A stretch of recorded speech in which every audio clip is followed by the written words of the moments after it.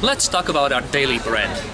It is, after all, the cornerstone of the European diet and a very important element of diets throughout the world. I am in front of a French bakery. It is in fact my favorite bakery in the neighborhood. This is where I come and buy my daily bread, and it is an amazing place. It makes absolutely wonderful bread and wonderful pastries.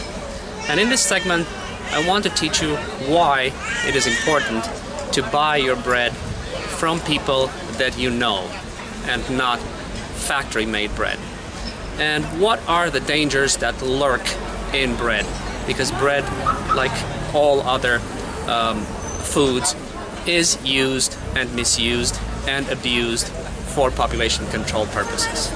So it is very important that we know the kind of bread we buy and we appreciate its quality. Let's see if the owners of the bakery will let us in and allow me to film. Well, here we are inside my favorite bakery, and this is what real bread looks like. Now let's look behind the scenes and see how they bake it. Artisan bread is crafted, not mass-produced, and differs from prepackaged supermarket loaves in a number of ways. First, it is made in small batches, rather than on large volume assembly lines, and is therefore handcrafted and not mass-produced. Secondly, it contains only natural ingredients, usually just flour, water, yeast, and salt. Sourdough is added for some breads, and eggs and sugar for others. More complex breads will also contain sliced onions, cheddar cheese, sun-dried tomatoes, and olive oil, all of which are natural ingredients. By contrast, mass-produced breads contain as many as 20 ingredients, of which the majority are chemical additives and not natural, and are therefore preservative-laden. Third, special attention is paid to the process of making bread, for which timing and temperature, kneading and rising are important, and given the time and conditions necessary to occur at a natural pace. The process of crafting and baking an artisan bread has remained largely unchanged for centuries. The ingredients are mixed, slowly fermented, hand-shaped, and then baked in small batches. Since chemical additives are not used, the flavors of each ingredient are fully developed. Steam is sometimes used during the baking process to produce the crispy golden brown characteristics of certain varieties of bread. Because this bread is made without chemical additives, it tends to have a much shorter shelf life than the mass-produced prepackaged store-bought bread, and should be eaten within a day or two of purchase, or frozen for extended storage. Now that you have seen what Depop free bread looks like and what it contains, let me show you what factory-made bread looks like and what it contains. The kind of bread sold at grocery stores. Now let's see what we have here. This is a loaf of artisan bread from my favorite neighborhood bakery. This is a loaf of bread made in a factory 2,000 kilometers away in a foreign country and shipped frozen to grocery stores across Europe, where it is baked before being sold. And this is factory bread that was made and baked at the factory and prepackaged, and that is shipped to grocery stores to be sold as it is. This is the kind of bread you should be eating right here. Not this kind and not that kind. And I will explain why. And this is the kind of bread right here that you should be eating only on those rare occasions when you have no choice, because you can neither buy artisan bread nor bake your bread at home. While this is the kind of bread that you should never be eating. What do we need to avoid in bread? Herbicides, pesticides, and desiccants, first of all. Fluoridated salt, secondly. Additives and preservatives, third. Food contact materials such as plastic, fourth. Bread is the most important food item for any European and a major food item for all wheat-eating cultures. I, for one, cannot eat anything without bread because bread is a basic food. It is a target of the depopulation lobby, which is why so many people are developing allergies to wheat products that have come to be known as gluten intolerance. But there is no such thing as gluten intolerance or allergy. What people are allergic to is Monsanto's glyphosate and other herbicides, pesticides, and germicides like Aragon made by BASF that are used as harvest aids and desiccants on wheat. People have been eating wheat for thousands of years, but gluten allergies are a new phenomenon that coincides with the practice of applying herbicides a week or two prior to harvest to prevent yield loss through spoilage. The quality of wheat will deteriorate if it is harvested and stored at a high moisture content. Because of its major influence on safe storage time, grain moisture content is a grading and pricing factor in most wheat markets. Wheat with more than 15% moisture content must be dried before it can be stored. To lower the moisture content, desiccants are used, and glyphosate is one such crop desiccant, as well as being a broad-spectrum herbicide. So it is very difficult to find wheat that is not contaminated with glyphosate. Buy your bread organic if you can afford to, and buy it from your local bakery. And if you have no local bakery that sells decent bread, then bake your own from organic flour. You should also be aware that in many countries where wheat is a staple food, the depopulation lobby will add other endocrine disruptors to the wheat that is then sold to bakeries and bread factories and then offered at a subsidized price or at a far lower price than the bread that is not adulterated. Now, if you take a close look at the list of ingredients in these products, you will see a series of additives and preservatives designated by the letter E and a number, which is the European designation for food additives and preservatives. My advice is to avoid any and all bread that contains additives or preservatives. Stick to bread baked the traditional way with natural ingredients only.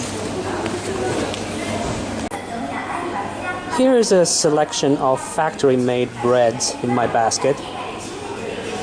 And this kind of bread is notorious for containing artificial flavors, colors, dyes, and enriched wheat products. But the following are but some of the Depop poisons we may find in factory breads. Ammonium sulfate, which is used as a preservative in bread. Artificial sweeteners like aspartame, which has been linked to obesity, as well as blocking the absorption of and utilization of vitamins and minerals the body needs to function at optimal level. Butylated hydroxyanisole, which is a phenol-based food preservative that prevents food from going rancid, working as an antioxidant, but is also a human carcinogen. Food colorings that have been linked with hyperactivity in children, as well as to cancer, depression, and mental health problems. High fructose corn syrup, which has been linked to weight gain and fatty liver disease. Potassium bromate, which is an additive added to bread to both strengthen the dough and allow for better rising during the baking process, but it is also a suspected carcinogen. Sodium nitrite, which has been linked to a higher risk of pancreatic cancer.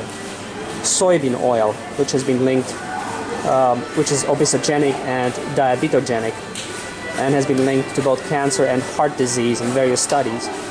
L-cysteine, which is a softening agent made from human hair, chicken feathers, and cow horns, dissolved in acid before the L-cysteine is isolated. Refined grains, which cause high blood sugar levels and make us more vulnerable to insulin resistance and high blood pressure.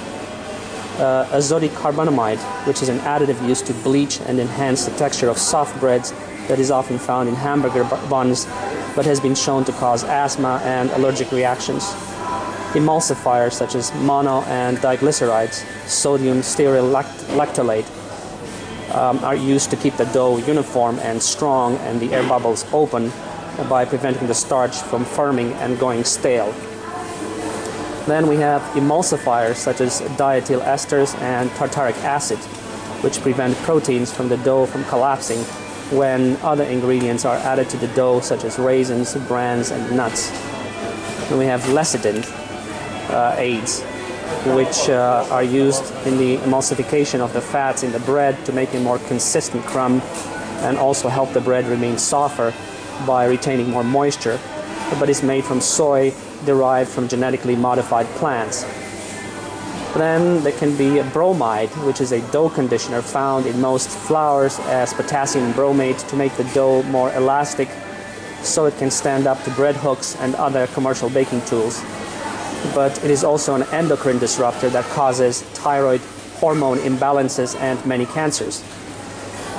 Calcium propionate or propionic acid is among the most common preservatives used in commercial breads to inhibit the growth of molds and other microorganisms, and is also linked with autism. It may appear as cultured wheat starch or cultured whey on a food label. Hydrochloride and sodium metabisulfate are used as gluten softening and clearing agents to give the bread a better structure and also to speed up the fermentation process, but are also highly allergenic. Ammonium sulfate, ammonium chloride, and phosphates are used to provide nitrogen for the yeast, but are main ingredients in fertilizers and have no place in our food. Monocalcium phosphate, which is used to compensate for soft water, but may also cause soft or sticky dough and help the dough rise better, but is also a main ingredient in fertilizers. And calcium carbonate, which is used in bread to prevent sticky dough, but its consumption can be hazardous. A few words now on the proper packaging and storage of bread. As you well know by now, you know where I stand on plastic. So, plastic is a big no. With bread, doubly so. Why? Because bread needs to breathe. You put a loaf of bread in a plastic sheet or in a plastic bag, and it will breathe lots of bisphenols. And of course, it will have no exchange whatsoever with the surrounding air. So, the bread will have kind of a funky or funny texture because of that. The proper way to store bread and to package bread, of course, is in paper. And as you can see, the bread that I buy from the French bakery, which is outstanding bread, comes in paper. The same with the croissants, the same with the dark bread that I buy once a week. And because this is fresh bread and it contains no additives and preservatives whatsoever, it is good for about 2 days. It hardens from day to day.